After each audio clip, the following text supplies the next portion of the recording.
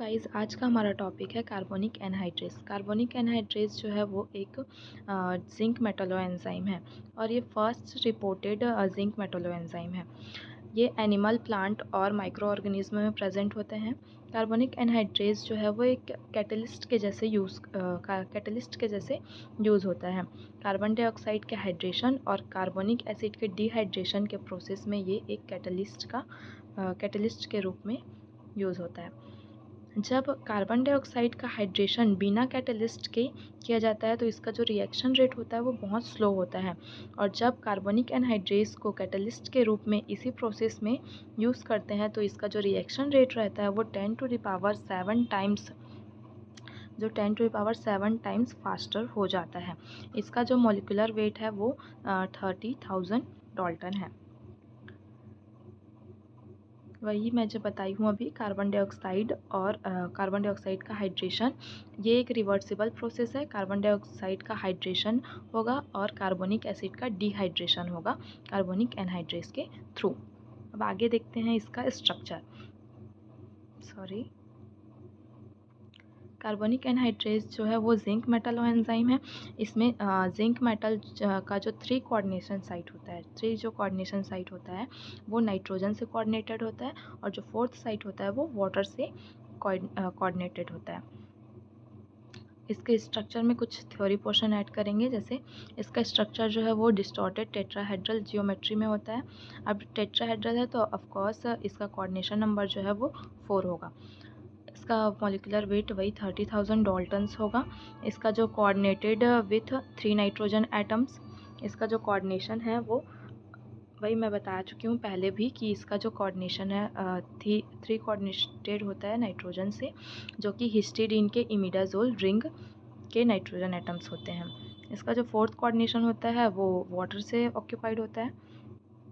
Carbonic anhydrase जो है वो एक सिंगल पॉलीपेप्टाइड चेन से बना होता है, जिसमें 260 अमीनो एसिड लगभग होते हैं। अब इसका हम मैकेनिज्म देखेंगे। यहाँ पे देख रहे हैं हम, यहाँ पे ये क्या है, कार्बोनिक एनहाइड्रेस हमारा एंजाइम है। यहाँ पे जो H है वो क्या हो जा रहा है, रिमूव हो जा रहा है H+ के रूप में। अब हम क्या कर रहे थे, कार्बन डाइऑक्साइड का हाइड्रेशन कर रहे थे, तो यहाँ पे क्या आ गया, कार्बन डाइऑक्साइड और वाटर। यहाँ पे जब हाइड्रोजन H+ रिमूव हुआ तो वो अपना इलेक्ट्रॉन डोनेट करके रिमूव हुआ है, तो यहाँ पे क्या आ गया, नेगेटिव चार्ज आया है। तो नेगेटिव चार्ज क्या कर रहा है, कार्बन को अपना नेगेटिव चार्ज डोनेट कर रहा है और वहाँ पे बॉन्ड फॉर्मेशन कर रहा है। और यहाँ पर जो वाटर का ऑक्सीजन है वो अपना लोन पेयर डोनेट करके बॉन्ड फॉर्मेशन कर रहा है। तो हमें नेक्स्ट स्टेप में क्या दिखाया गया है कि यहाँ पर बॉन्ड फॉर्म हो रहा है। एक साइड बॉन्ड फॉर्म हो रहा है, दोनों साइड ऑक्सीजन और हाइड्रोजन के बीच बॉन्ड फॉर्म हो रहा है, और ऑक्सीजन और कार्बन के बीच बॉन्ड फॉर्म हो रहा है। अब कार्बन का जो वैलेंसी है वो 4 होता है, यहाँ पे क्या हो रहा है, 5 वैलेंसी हो जा रही है। तो यहाँ पे जो डबल बॉन्ड है ना, जो डबल बॉन्ड है वो क्या होगा, ब्रेक होगा। डबल बॉन्ड जब ऑक्सीजन के साइड में शिफ्ट होगा तो क्या हो जाएगा, नेगेटिव चार्ज बनेगा, और इधर जो वाटर था उसके हाइड्रोजन की तरफ ये नेगेटिव चार्ज शिफ्ट होगा और बॉन्ड फॉर्म करेगा। तो ये नेक्स्ट स्टेप में ऑक्सीजन और हाइड्रोजन का इधर बॉन्ड फॉर्म होते हुए दिखाया गया है। और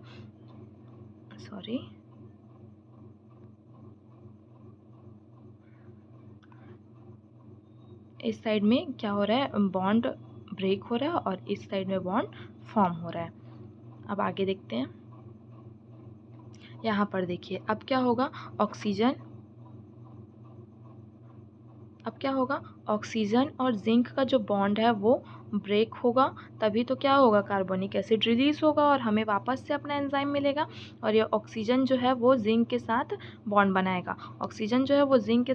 बनाएगा, और आगे जो हमें कार्बोनिक एसिड जो है वो रिलीज़ हो जाएगा, कार्बोनिक एसिड जो है वो बाहर निकल जाएगा, और हमें वापस से अपना जो एंजाइम था कार्बोनिक एनहाइड्रेस वो हमें मिल जाएगा। अब आगे देखते हैं कार्बोनिक एनहाइड्रेस का फंक्शन। कार्बोनिक एनहाइड्रेस जो है वो कार्बन डाइऑक्साइड का ब्लड में ट्रांसपोर्ट करने का काम करता है। और जैसे कि डिफरेंट टाइप के बॉडी फ्लूइड्स होते हैं हमारे बॉडी में, जैसे कि सलाइवा हो गया, बाइल हो गया, यूरिन हो गया, पैनक्रियाटिक जूस हो गया, स्वेट हो गया, ये सब के प्रोडक्शन में वो एक इम्पॉर्टेंट रोल प्ले करता है। सी जो है वो पीएच रेगुलेशन में भी एक इम्पॉर्टेंट रोल प्ले करता है। कंक्लूज़न देखते हैं। जिंक एंजाइम, वही कंक्लूज़न आएगा कि जिंक एंजाइम जो है वो मेटलो एंजाइम है, जिसमें जिंक मेटल जो है वो एज अ कोफैक्टर यूज़ होता है। जिंक एंजाइम जो है वो एज अ कोफैक्टर यूज़ हुआ है ना। अगर आपको पूछा जा रहा है कि कार्बोनिक एनहाइड्रेस का कोफैक्टर क्या है, तो जिंक मेटल आएगा। जिंक जो है वो सभी बॉडी के लिए एसेंशियल होता है, सभी टाइप के ऑर्गेनिज्म के लिए। So thank you for watching.